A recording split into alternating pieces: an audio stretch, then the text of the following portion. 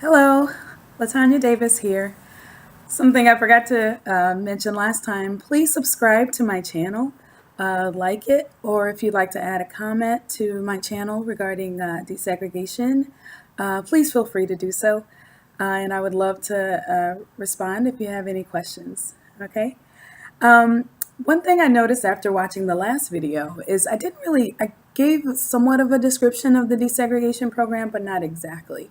One thing that is important to know, one of the reasons why the desegregation program was created was to eliminate the achievement gap. And you would think, most kids know the same thing. However, that's not the case. As a teacher, I had the opportunity to look at the standardized test scores. When I first started teaching, the first year, I'll never forget that day. We were in a meeting, and I was looking at the papers, the documents that showed the achievement gap amongst African American students and Caucasian students. And I was shocked. I was completely surprised. I couldn't believe it, actually. It really is an achievement gap, and it's something that needs to be fixed and worked on. And I'm sure a lot of school districts are trying to figure out how to do that, but it is a problem. I didn't realize how bad it was till I saw those papers. So obviously, once the goal of it, one of the biggest goals is to achieve, to obviously close the achievement gap. And school districts are trying really hard to find ways to do that. I have a lot of ideas myself, which I plan on putting in my book.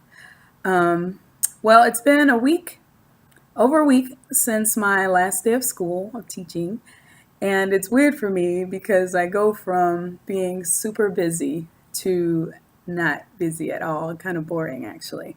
But it has given me a lot of time to go through a lot of my things. I'm looking through a lot of notes that I have that some students wrote me over the years, which is kind of exciting. Lots of pictures. One of my favorite cards. We'll miss you, Coach Davis. An Adidas card, because my students know I love Adidas. Things I'll never forget. How funny is that? How awesome is that? That's given me a lot of time to work on that or look at that, but also I'm having obviously more time to work on my book. I do have 9 chapters lined up so far, and it's basically writing itself. I love it. But one thing I'm not going to do is rush it. So this Memorial Day weekend, I went to a barbecue, and I had a bunch of friends there and some people I didn't know. And they were asking me, what are you going to do now that you're not teaching anymore? And I said, well, I'm going to work on authoring a book. I'm going to work on a book. And they're like, what's your book about? Well, I told them it was going to be about the desegregation program and growing up in that.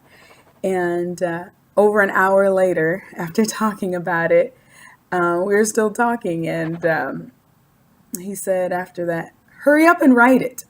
I want to read it. I need to read that. And hearing that, and other people that have told me that they were really excited about reading it, it really got me excited. And it gets me motivated to work on it.